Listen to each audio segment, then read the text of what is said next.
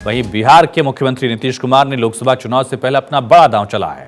Party की राष्ट्रीय कार्यकारिणी की बैठक में राजीव रंजन और ललन सिंह की जगह जब नीतीश कुमार ने खुद राष्ट्रीय अध्यक्ष बनने का फैसला किया, हर जगह यह माना गया और कहा गया कि अब नीतीश कुमार ने फिर से भाजपा के नेतृत्व वाले एनडीए में लौटने का फैसला कर लिया है और इसीलिए राजद समर्थक दिख रहे राष्ट्रीय अध्यक्ष को हटा दिया गया है। इस विश्लेषण में कुछ भी गलत नहीं है, लेकिन इस पूरे प्रयोग को दूसरे पहलुओं से भी देखने की जरूरत है।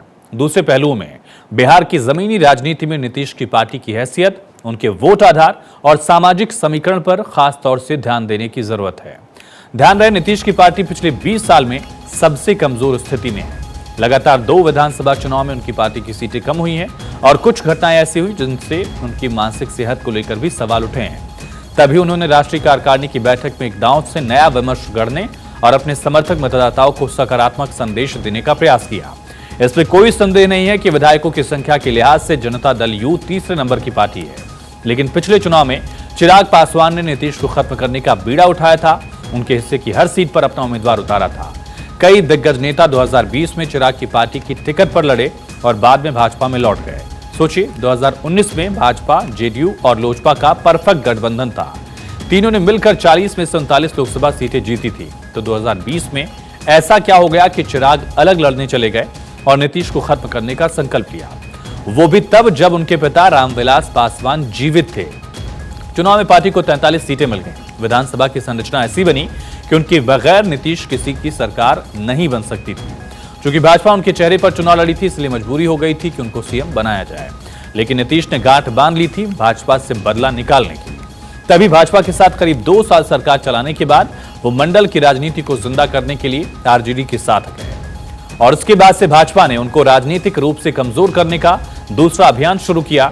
इसके तहत उनके आधार वोट को तोड़ने का प्रयास हो रहा है।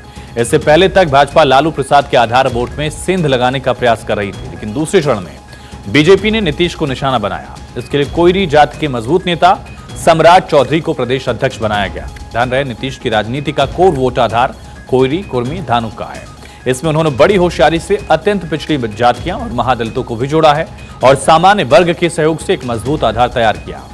सम्राट चौधरी को अध्यक्ष बनाने के बाद भाजपा ने उनकी जगह हरि सहनी को विधान परिषद में अपना नेता बनाया, जो अत्यंत पिछड़ी जाति से आते हैं, और सामान्य वर्ग के विजय सिन्हा को विधानसभा में नेता विपक्ष बनाया। इस तरह भाजपा ने नीतीश के लव कुश और अत्यंत पिछड़ा और सवर्ण के समीकरण की तरह अपना जातीय समीकरण तैयार कर लिया।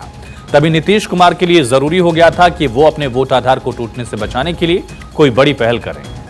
ललन सिंह के अध्यक्ष रहते संभव था नहीं, क्योंकि उनकी वजह से जदयू के पूरी तरह से राजद समर्थक और भाजपा मोदी विरोधी पार्टी बन जाने की छवि थी। सो ललन सिंह की जगह अध्यक्ष बनकर नीतीश ने एक तीर से कई शिकार किए हैं। उन्होंने पार्टी की राजद समर्थक होने की धारणा को भी तोड़ा है। ध्यान रहे, बिहार में राजद समर्थक होने का एक फायदा है कि मुस्लिम यादव का 32% वोट मिलता है, लेकिन नुकसान जो है वो बहुत ज्यादा है। बाकी 68% वोट में नाराजगी का खतरा पैदा हो जाता है।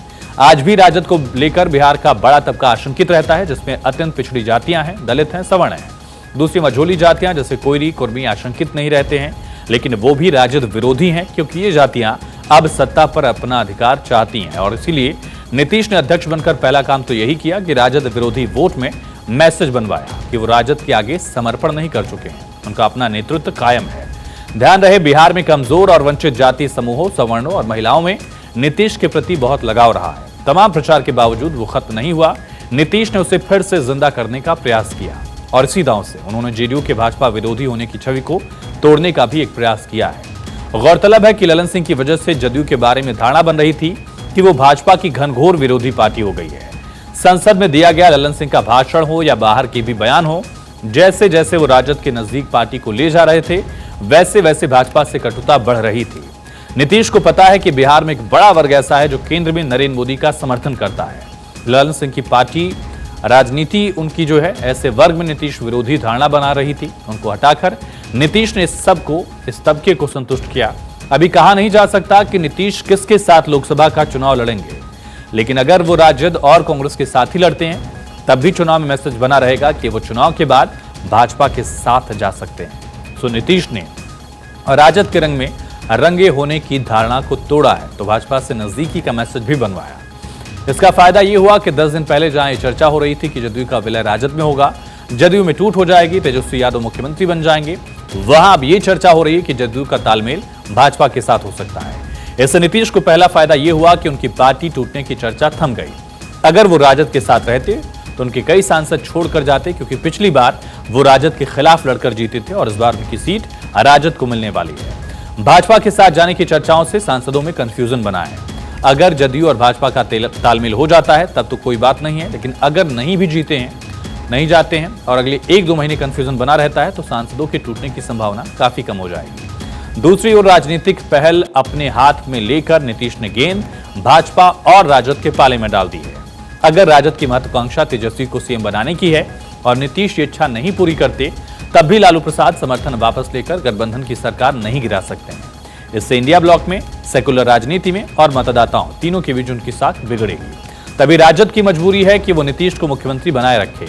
दूसरी ओर अगर नीतीश और भाजपा का तालमेल हो जाता है तो एनडीए को फिर से एक तरफा जीत मिलेगी और दूसरा फायदा यह होगा कि विपक्षी गठबंधन इंडिया की राजनीति पंक्चर होगी। लेकिन भाजपा इस बार आसानी से नीतीश की बातों में नहीं आने वाली है। इसलिए कुल मिलाकर आने वाले दिनों में भी नीतीश एपिसोड यूं ही लाइमलाइट में रहने वाला है।